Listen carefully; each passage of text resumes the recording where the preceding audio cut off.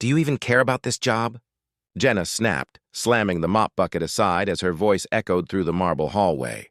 You're late again and the board meeting starts in 15 minutes. I asked you to clean the conference room an hour ago. The old man standing before her didn't flinch. He was tall but slightly stooped, his gray hair peeking from under a faded cap. His uniform looked freshly washed but clearly worn. He held his mop like a soldier holding a flag, calm and unshaken. I'm sorry, ma'am, he said quietly, his voice deep and steady. There was a small accident outside. A woman fell near the curb. I stayed to help her get to her car. Jenna rolled her eyes. Unbelievable. You think excuses will impress anyone here? This is Barton and Reeves, not a charity. We have standards. If stories like this make you stop and think about kindness, humility, and how we treat others, please like and subscribe to the channel. It helps us share stories that remind us what truly matters. She turned on her heel and stormed down the hallway, heels clicking sharply.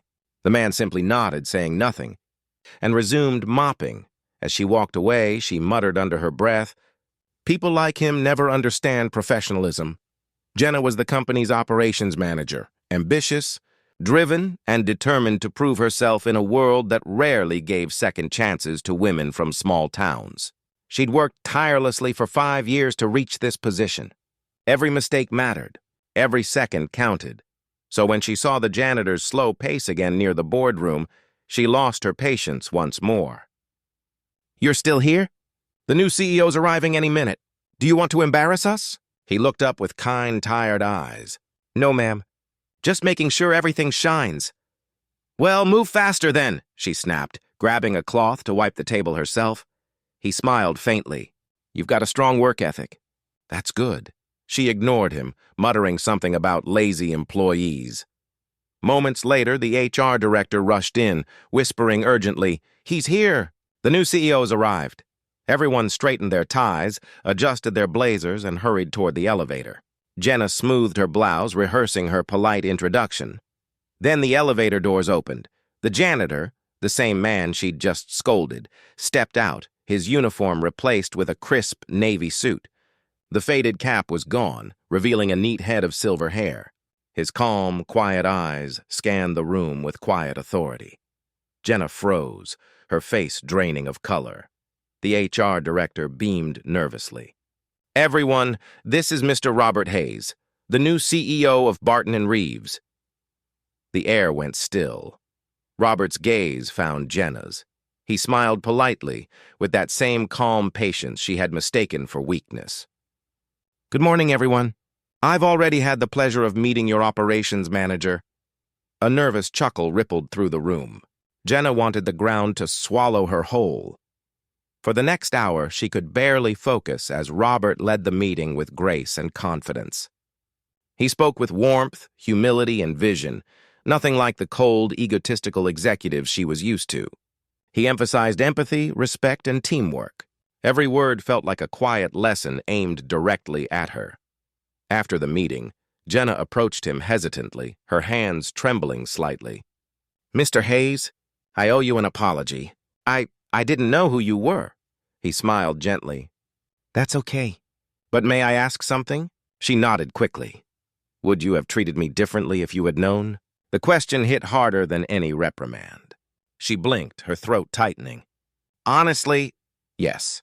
And that's what I'm ashamed of. He nodded slowly, kindness still in his eyes. We all judge too quickly sometimes.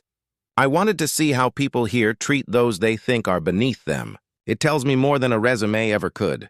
She looked down, her voice small. I failed that test. No, he said softly. You just learn from it. And that's worth more than pretending to be perfect. Jenna couldn't stop thinking about his words. That night, she went home and sat in silence for a long time, staring at her reflection. The truth hurt. She'd become the kind of person she once hated, the one who forgot where she came from.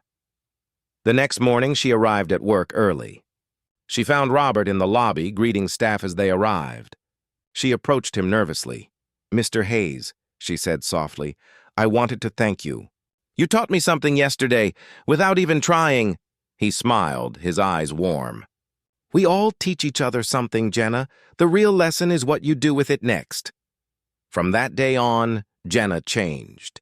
She started learning the names of every janitor, every receptionist, every driver. She made sure the break room was stocked for everyone, not just the executives. Her leadership style transformed, and people noticed. Months later, during a company event, Robert stood before the entire team. "When I first arrived," he said, "I met someone who reminded me that growth isn't about perfection. It's about humility." He turned toward Jenna. "And that person now runs one of our most successful departments." Applause filled the room. Jenna smiled shyly, her eyes glistening. She caught his gaze across the crowd, and for a moment, the CEO and the once impatient manager shared a silent understanding that respect should never depend on titles. Sometimes life humbles us not to break us, but to rebuild the parts that lost compassion.